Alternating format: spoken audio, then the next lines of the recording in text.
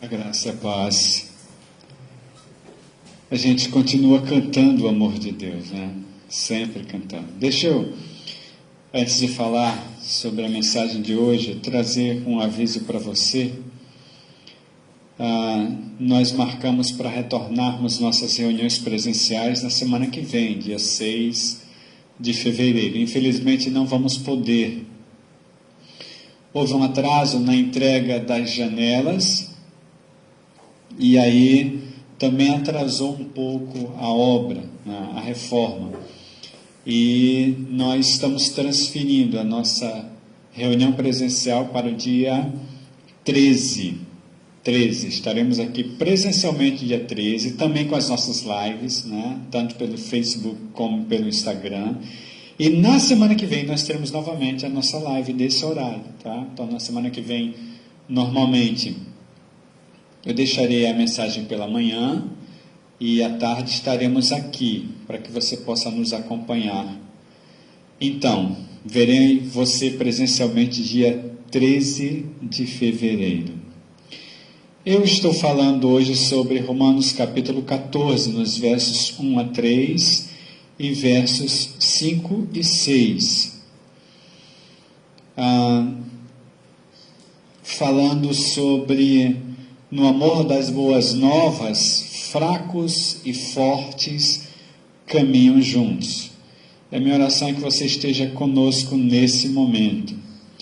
Então, vamos lá, Romanos capítulo 14, nos versos 1 a 3 e 5 e 6. Aceitem o que é fraco na fé, sem discutir assuntos controvertidos. Um crê que pode comer de tudo, já outro, cuja fé é fraca, come apenas alimentos vegetais. Aquele que come de tudo não deve desprezar o que não come. E aquele que não come de tudo não deve condenar aquele que come, pois Deus o aceitou. A quem considere um dia mais sagrado que o outro, a quem considere iguais todos os dias. Cada um deve estar plenamente convicto em sua própria mente. Aquele que considera um dia especial para o Senhor, assim o faz. Aquele que come carne para o Senhor, come, pois dá graças a Deus. E aquele que se abstém para o Senhor, se abstém e dá graças a Deus. Então, hoje pela manhã, baseado nesse texto, eu falei sobre o Evangelho que nos faz livres, né? Somos livres em amor no Evangelho. Vimos que a liberdade e a aceitação andam juntas na vivência do amor, que o Senhor sustenta tanto forte como fraco. Eu quero continuar falando um pouquinho mais sobre o texto. Dessa vez, começar da nossa conclusão na parte da manhã, vendo que o que o Senhor aceita diante dele é um coração cheio de amor, né? Nós acabamos de cantar sobre o amor de Deus. O que o Senhor quer de nós é um coração cheio de amor. Se você olhar para Romanos capítulo 14, nos versos 10 a 12, ou 10 a 12, né? E eu estou aqui destacando o verso 10 e o verso 12, quando o apóstolo Paulo questiona: você, por que julga seu irmão? E no verso 12 ele diz: assim cada um de nós prestará contas de si mesmo a Deus. Nesse sentido, quando a gente cobra de alguém uma atitude, né, uma posição, quando a gente praticamente força, como eu falei hoje pela manhã, quando a gente praticamente faz com que a pessoa engula, né, as decisões, a gente simplesmente está fazendo com que elas façam o que a gente quer. Mas o que o Senhor quer que elas façam, né? É por isso que eu entendo que o Senhor aceita diante dele um coração cheio de amor. Vamos lá para Romanos capítulo 14, nos versos 13 a 16. Quando o apóstolo Paulo diz: portanto, deixemos de julgar uns aos outros. Em vez disso, façamos o propósito de não pôr pedra de tropeço ou obstáculo no caminho do irmão. Como alguém que está no Senhor Jesus tem plena convicção de que nenhum alimento é por si impuro, a não ser para quem assim o considere para ele é impuro. Se o seu irmão se entristece, devido ao que você come, você já não está agindo por amor. Por causa da sua comida, não destrua o seu irmão, porque Cristo, ou por quem Cristo morreu. Aquilo que é bom para vocês não se torna objeto de maledicência. Então, quando eu olho esse texto e ouço o apóstolo Paulo questionar, por que você julga seu irmão? Eu lembro logo do Salmo 51, no verso 6, quando o salmista diz: sei que desejas a verdade no íntimo, e no coração me ensinas a sabedoria. Eu tenho falado aqui sempre que, na realidade, nós deveríamos ser ensinados pelo Senhor, né? Pelo Espírito de Deus, porque nós o temos. Quando o Senhor fala com Jeremias, essa é a promessa diante de Jeremias: ninguém vai mais precisar ensiná-los, porque eu ensinarei a eles. E aqui o salmista diz exatamente isso, que no coração dele é ensinada a sabedoria pelo Senhor. Essa sabedoria é questionada a Jó, né? Em Jó 38, 36, quando o Senhor confronta Jó, ele diz: quem foi que deu sabedoria ao coração e entendimento à mente? Agora preste atenção no que eu estou dizendo, viu? O Senhor dá sabedoria ao coração e entendimento à mente. O Senhor pode te dar entendimento à mente. Basta você se colocar como um sacrifício vivo, santo e agradável a Ele. Romanos capítulo 12, no verso 1. Então, caminhando no Salmo 51, nos versos 10 a 19, eu não vou ler o texto todo por causa do tempo, mas perceba, Salmo 51, versos 10 a 19, já nos primeiros versos, né, verso 10, o salmista ora: cria em mim um coração puro, ó Deus, e renova dentro de mim um espírito estável. Perceba o que o salmista, ou como o salmista ora, né? O salmista pede um coração puro a Deus e um espírito estável. No verso 12, ele diz: devolve-me a alegria da tua salvação e sustenta-me com um espírito pronto a obedecer. Essa questão de devolva-me ou renova-me a alegria da salvação, né? Que a gente não está falando de perder salvação para recuperar, mas a alegria, a paz que reveste o coração do homem pela salvação do Senhor. Mas eu quero chamar a sua atenção mesmo para os versos 16 e 17, quando o salmista Davi diz: não te deleitas em sacrifícios, nem te agradas em holocaustos, senão eu os traria. Os sacrifícios que agradam a Deus são um espírito quebrantado, um coração quebrantado e contrito a Deus não desprezarás. Então, perceba, quando o salmista Davi continua falando nesse salmo, ele vai dizer que se nós estivermos, aí eu estou falando nós, mas ele fala do povo de Israel, se nós estivermos prontos a colocarmos diante do Senhor um coração contrito, quebrantado, o Senhor aceita os sacrifícios. Então, quando eu olho para a palavra, eu entendo claramente que é somente o que o Senhor quer. A gente vem falando de amor o tempo todo, e é isso que Jesus Cristo diz, né? Você precisa amar a Deus acima de tudo, acima de todos. Nesse sentido, é o texto de Mateus capítulo 22, os versos 39 em diante. E ao seu próximo como a si mesmo. O amor vai demonstrar quem você é diante de Deus. Vou repetir: o amor demonstra quem você é diante de Deus. Por mais que você tente ministrar sacrifícios, por mais que você tente trabalhar em nome de Deus, se não for por amor, de nada adianta. Isso é o apóstolo Paulo que fala em 1 Coríntios capítulo 13, que a gente acabou de cantar.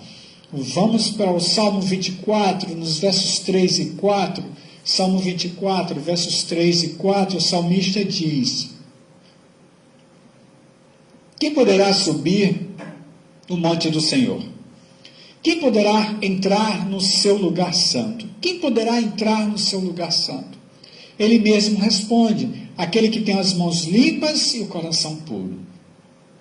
Talvez você me diga logo, mas tem que ter mãos limpas. Irmãos, olha só, quem tem um coração puro, tem mãos limpas, né? Quando a gente fala de um coração nas mãos do Senhor, a gente fala de mãos limpas, porque quem tem um coração contrito nas mãos do Senhor, faz o que Ele quer, somente isso. Então, para mim, o coração, as mãos limpas, são consequências de um coração puro. Então, a gente precisa entender isso. Então, quando ele fala de mãos limpas aqui, um coração puro, ele fala de alguém que não recorre a ídolos, nem jura por falso Deus, ou por falsos deuses. Nesse sentido, eu torno a falar, quem tem um coração puro, vai ter mãos limpas. E aí eu lembro da fala de Jesus Cristo em Mateus capítulo 5, no verso 8. Bem-aventurado, ou bem-aventurados, os puros de coração, pois verão a Deus. Mãos limpas, puros de coração. Coração contrito, mãos limpas, né? A gente faz essa ligação. E aí eu quero levar você para a segunda carta do Paulo aos Coríntios, capítulo 9, nos versos 6 e 7. 2 Coríntios 9, 6 e 7, quando o apóstolo Paulo diz, lembrem-se, aquele que semeia pouco, também colherá pouco. Aquele que semeia com fartura, também colherá fartamente. Mas eu quero firmar o verso 7. Cada um dê conforme determinou em seu coração, não com pesar ou por obrigação, pois Deus ama quem dá com alegria. Quando eu olho para esse texto, eu entendo, e aqui, lógico, o apóstolo Paulo está falando da oferta que os coríntios iam ministrar aos pobres em Jerusalém, mas eu tiro para a minha vida. Fazer as coisas forçadamente para o Senhor não funciona. O Senhor não olha aquilo que eu faço para Ele, Ele olha a intenção do meu coração. Né? Ministrar algo para o Senhor só porque eu tenho que agradá-lo, né? É meio problemático. Essa semana eu vi uma figurinha que mandaram para mim, que dizia que estava muito calor, e se o inferno fosse quente assim, era melhor melhorar sua vida, e melhorar sua vida diante de Deus para que não fosse para o inferno, porque não ia aguentar o fogo do inferno. A gente sabe que isso é uma brincadeirinha, né? Mas olha, se você levanta a mão para ser salvo, porque você quer se livrar do inferno, você tem um problema nas mãos. Porque a salvação vem do amor a Deus e somente isso. Então, olha só, a contribuição forçada não é aceita diante do Senhor. Quem te disse isso, Emildes? Vamos voltar? Romanos capítulo 14, verso 16. Aquilo que é bom para vocês não se torna objeto de maledicência. Verso 13. Portanto, deixemos de julgar uns aos outros, em vez disso, façamos o propósito de não pôr pedra de tropeço ou obstáculo no caminho do irmão. Verso 14. Como alguém que está no Senhor Jesus tem plena convicção, preste atenção, que nenhum alimento por si mesmo é impuro, a não ser para quem assim o considere para ele impuro. Nenhum alimento, diz o apóstolo Paulo. Verso 15, se seu irmão entristece ou se entristece devido ao que você come, você já não está agindo por amor. Por causa da sua comida, não destrua seu irmão por quem Cristo morreu. Que tipo de amor é esse que, em vez de constranger, né, magoa, machuca? Né? Que tipo de amor é esse que, de repente, quer que as pessoas façam por imposição? E aí, lógico, eu entendo, isso faz parte da ansiedade humana, de ser ouvida, de ser atendida, né? As pessoas são cada vez mais aceleradas, e aí você quer que as pessoas andem, isso é muito visto em tratamento, e aí eu vou citar como pastor, né? As pessoas às vezes querem que as outras cresçam na mesma medida que elas crescem, e começam a forçar coisas, né? Ministrarem cursos, forçarem posições, E não funciona assim. Não funciona assim, porque no reino de Deus não há lugar para julgamento pessoal ou o dedo apontado. Não funciona assim, né? Entenda que o Senhor aceita diante dele é um coração cheio de amor. E entenda que julgar e apontar dedo não é aquilo que Deus quer para nós. E a gente está em Romanos capítulo 14, nos versos 17 a 19, quando o apóstolo Paulo diz: o reino de Deus não é comida nem bebida, mas justiça, paz e alegria no Espírito Santo. Aquele que assim serve a Cristo é agradável a Deus e aprovado pelos homens. Por isso, esforcemo-nos em promover tudo quanto conduz à paz e à edificação mútua. Essa é a ideia do apóstolo Paulo para nós. Essa é a ideia do apóstolo Paulo para a igreja em Roma, uma igreja mista, composta de judeus e gentios. Igreja que de repente está sendo confrontada porque possivelmente esteja se confrontando, né? O que é certo, o que é errado, o que deve fazer, o que não deve, né? Eu não quero nem citar atualmente, mas a gente vive um momento muito parecido, né? Onde vivemos de repente pelo menos dois grupos, né? Dizendo que são todos dois de Deus, mas de repente indo por caminhos diferentes. A gente precisa parar para pensar nisso. Quando a gente fala de reino de Deus, a gente precisa entender o que é reino. 1 Coríntios capítulo 8, no verso 8, o apóstolo Paulo fala que a comida, porém, não nos torna aceitáveis diante de Deus. Não seremos piores se não comermos, nem melhores se comermos, né? Essa história que eu falei de manhã, que necessidade temos de ter que provar para as pessoas que sabemos, que decidimos, que fazemos, que necessidade temos de fazer com que as outras pessoas sigam os nossos pensamentos, aquilo que nós precisamos? Afinal de contas, quem faz a obra? Somos nós ou o Espírito Santo? Eu entendo que muitas vezes nós temos vergonha de repente, andar do lado de quem precisa ainda crescer, ainda está tomando atitudes de pessoas que não conhecem a Jesus Cristo, porque estão crescendo ainda e precisam de prática de vida para isso. E, em vez de sermos exemplos para essas pessoas, nós simplesmente as forçamos a fazer o que elas não querem. E muitas vezes nossos testemunhos não são testemunhos bons para elas em relação a isso. Então, é preciso entender isso, né? Em Gálatas capítulo 5, nos versos 22 e 23, quando o apóstolo Paulo fala sobre o fruto, ele cita claramente: o fruto é do Espírito. O fruto não é meu.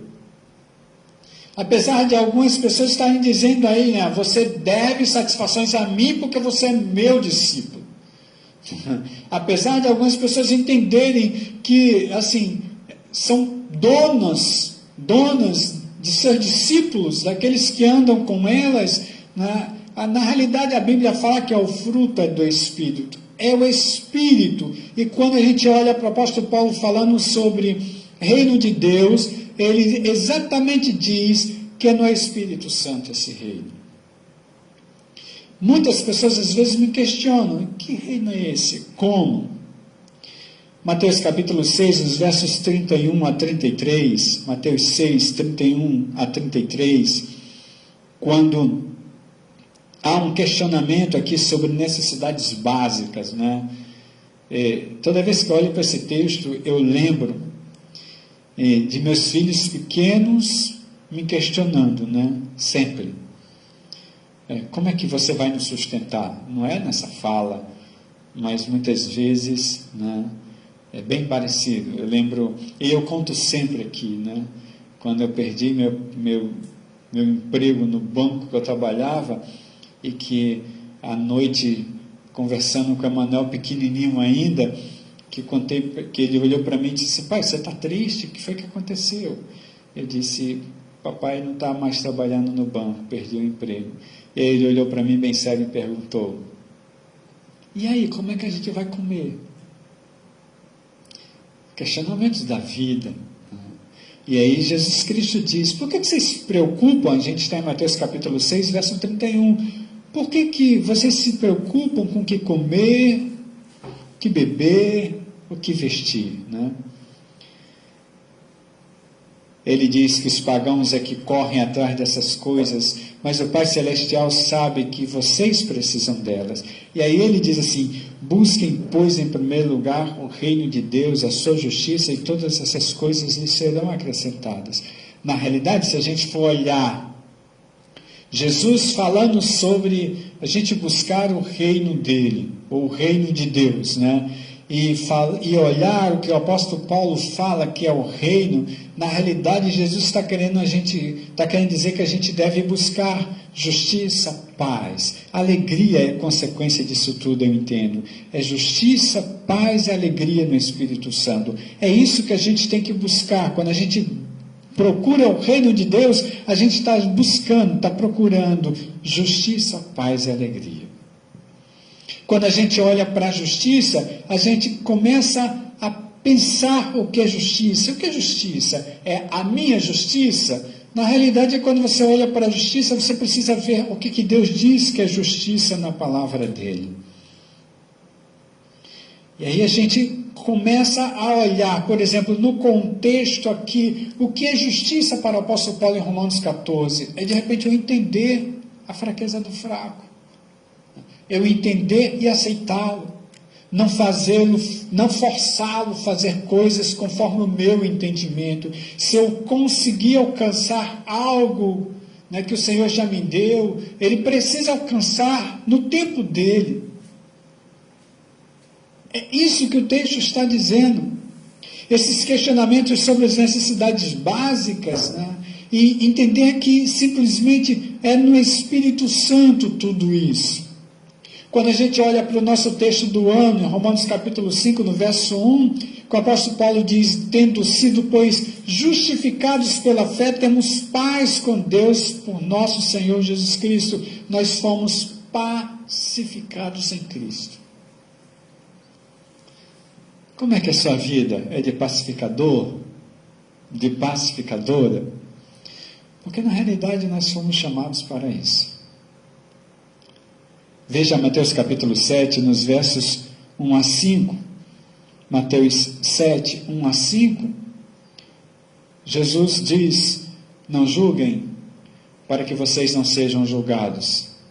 Pois da mesma forma que julgarem, vocês serão julgados. E a medida que usarem, também será usada para medir vocês. Por que você repara no cisco que está no olho do seu irmão e não se dá conta da viga que está em seu próprio olho?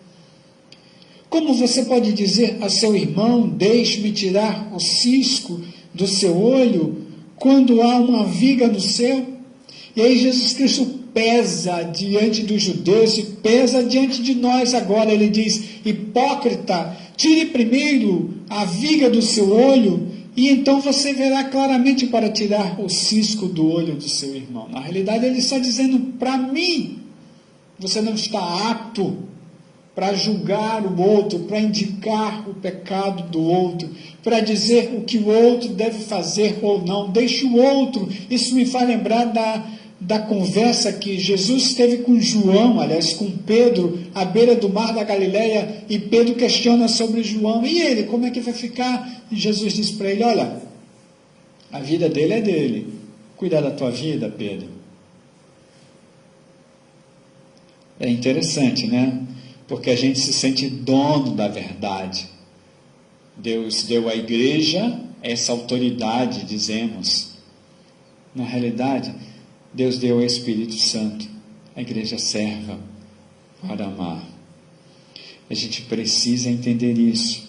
Precisa entender à luz de Isaías 58, nos versos 9 a 11. Isaías 58, 9 a 11, quando o povo de Israel questiona, né? Por que nós jejuamos e o Senhor não aceita? E o Senhor diz, é esse o jejum que eu quero? Que vocês simplesmente deixem de comer? Ele começa a explicar através do profeta como é que ele quer que seja o jejum.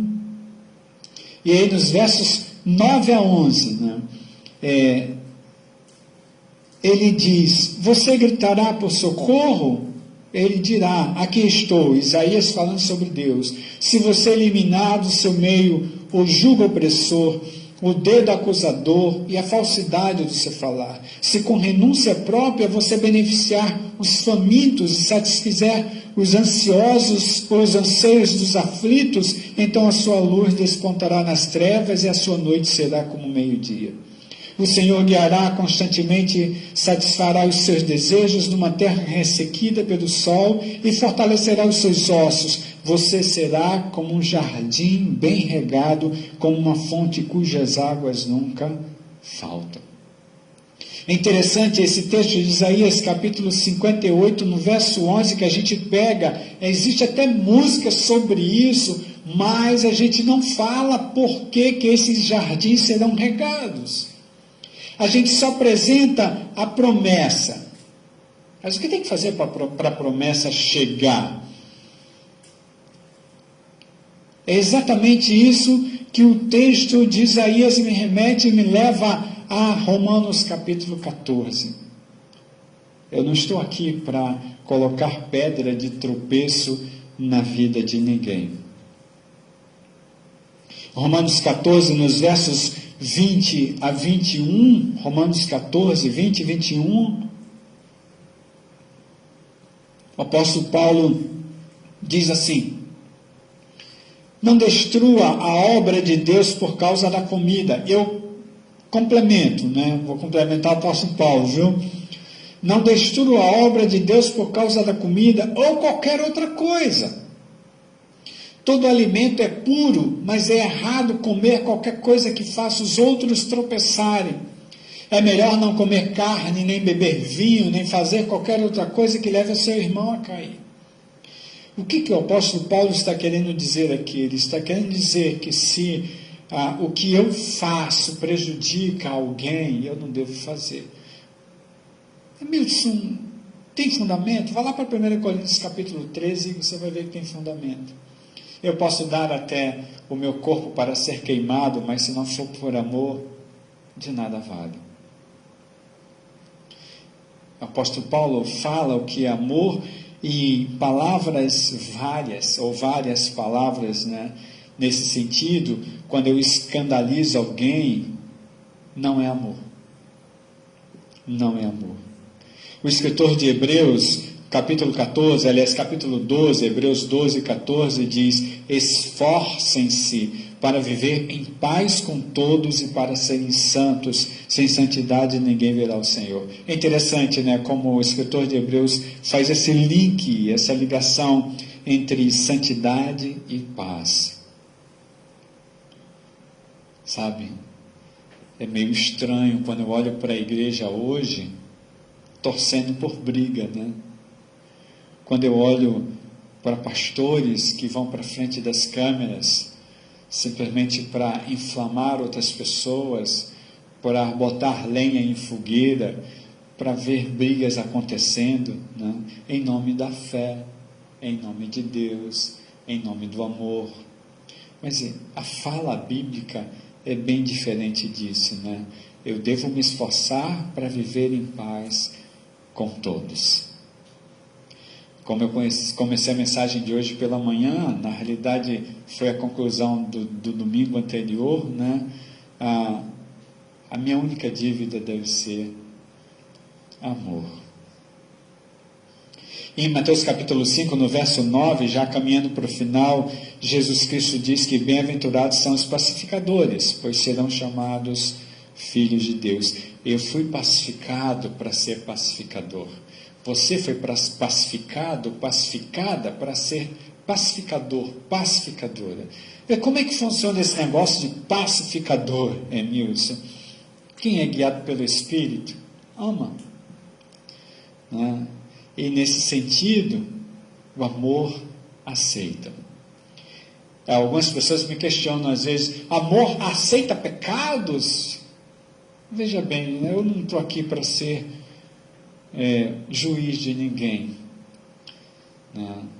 Se Deus disser para mim, diga isso para fulano, para fulana, porque não é legal que faça, eu digo. Mas Não sou eu que devo obrigar. Aliás, no Evangelho nada acontece por obrigação, é por amor a Cristo. O que o Senhor aceita diante dele é um coração cheio de amor. E precisamos entender que no reino de Deus não há lugar para julgamento, para dedo em riste. A gente precisa entender isso. Veja o que fala o apóstolo Tiago, capítulo 3, nos versos 15 a 18, Tiago 3, 15 a 18. Esse tipo de sabedoria não vem dos céus, mas é terrena. Não é espiritual, mas é demoníaca. Ele vem falando, né, da sabedoria que não obedece a Deus. Veja o verso 16. Pois onde há inveja e ambição egoísta, aí há confusão e toda espécie de males. Verso 17. Mas a sabedoria que vem do alto é antes de tudo pura, depois pacífica, amável, compreensiva, cheia de misericórdia e de bons frutos, imparcial e sincera. O fruto da justiça semeia-se em paz para os pacificadores. Então veja como é que funciona a Bíblia em relação a isso. Eu fui chamado para ser pacificador, para semear paz. É esse o objetivo da Bíblia para mim, né? E isso tudo é feito por causa do amor. Quando eu olho para alguém diferente de mim e até caminhando em caminhos que possam levar à morte, eu preciso amar, porque na realidade o amor que constrange é o amor que se entrega, que se doa. Não é aquele amor que obriga, que força. Amor que obriga, que força, não é amor. Amor se entrega, é diferente.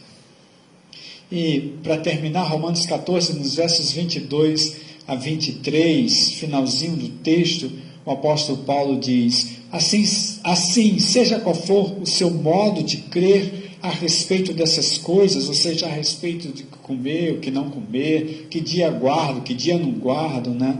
A respeito dessas coisas, que isso permaneça entre você e Deus. Feliz é o homem que não se condena naquilo que aprova, mas aquele que tem dúvida é condenado se comer, porque não come com fé, e tudo que não provém da fé é pecado. Essa frase é tremenda. Tudo que não provém da fé é pecado. Eu diria assim, tudo que não vem da fidelidade é pecado. É pecado. Primeiro ele diz, olha só, é isso que você pensa? Fique com você. Fique com você.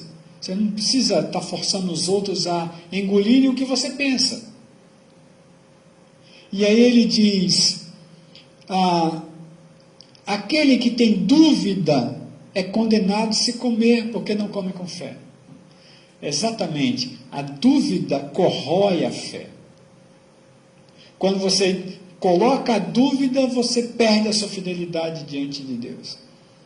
E aí, problema, né? Tudo que não vem da fé é pecado. Eu quero concluir num texto que na realidade a gente vai começar semana que vem, né? Mas na realidade esse texto de Romanos capítulo 14 é continuidade lá de Romanos 12. A gente vem falando em Romanos 12, Romanos 13, Romanos 14. Esse texto termina em Romanos capítulo 5, verso 13. Quando o apóstolo, aliás, eu vou ler Romanos 15 para concluir, versos 1 e 2. Olha só em que classe de pessoas o apóstolo Paulo se coloca. Nós, que somos fortes, devemos suportar as fraquezas dos fracos e não agradar a nós mesmos.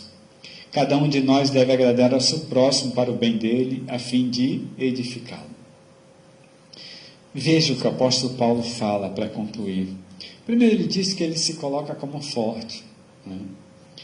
E aí a gente sabe que os fracos aqui eram aqueles que de repente tinham como pecado comer carne do açougue, porque possivelmente as carnes do açougue fossem colocadas para ídolos, né? Para adoração a ídolos, e aí é melhor comer legume, e brigava por isso, tá?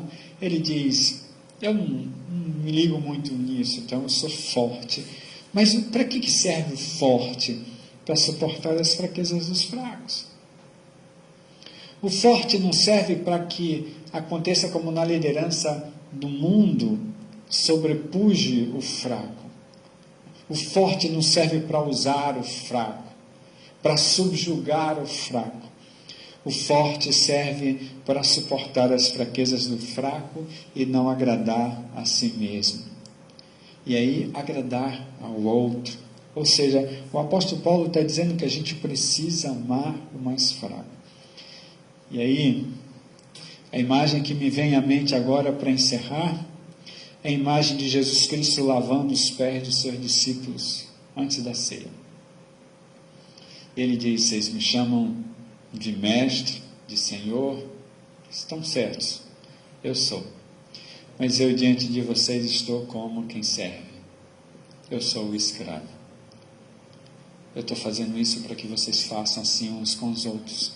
E esse texto me vem à mente ouvindo Paulo dizer para mim: você que é forte, precisa agradar o outro, amar o outro. Você não está aqui para subjugar o mais fraco. Você está aqui para amar o mais fraco e se entregar por ele. Vamos orar? Deus, quero te louvar por tua palavra. Eu sei que ela não volta vazia. Eu quero te agradecer porque o Senhor tem falado aos nossos corações. E como é bom ouvir a voz de alguém que serve o teu nome de tal forma como o apóstolo Paulo, tantos anos depois, e entender que essa voz continua ecoando, transformando vidas, porque eu entendo que não é a voz do apóstolo Paulo, eu entendo que é a voz do teu Espírito, é a voz do teu Espírito que continua dizendo: vocês precisam amar, não imponham as coisas sobre as pessoas, não coloquem pesos que às vezes nem mesmo vocês podem carregar, não subjuguem as pessoas, vocês precisam amá-las, e amadas, elas se sentirão mais fortes, mais sábias, e conseguirão seguir ao Senhor da forma que o Senhor quer, um coração contrito, um espírito entregue nas mãos dele. A minha oração é que nós entendamos isso, Senhor. A minha oração é que a igreja brasileira siga um caminho diferente da igreja do restante do mundo. Na Europa, onde a igreja fechou-se as portas, eu estou falando da instituição. Nos Estados Unidos, onde a gente tem cerca de 40% da população que já não acredita mais em Deus. A minha oração é que no Brasil, Senhor, nós sejamos diferentes. Entendamos o que o Espírito diz à igreja. Que o Senhor nos dê uma semana de reflexão, uma semana abençoada, transformadora, para a honra e glória dEle. Que o Senhor nos abençoe e nos guarde, sempre fazendo resplandecer o seu rosto sobre nós, e que sejamos nós o perfume de Cristo para a honra e glória dEle. Assim eu oro no nome de Jesus. Amém. Essa é a minha oração para você. Uma semana de transformação, de reflexão, de transformação, abençoada, e que seja Cristo o seu guia, e que o seu caminhar seja sempre na vontade dEle. Deus abençoe você. Uma semana abençoada.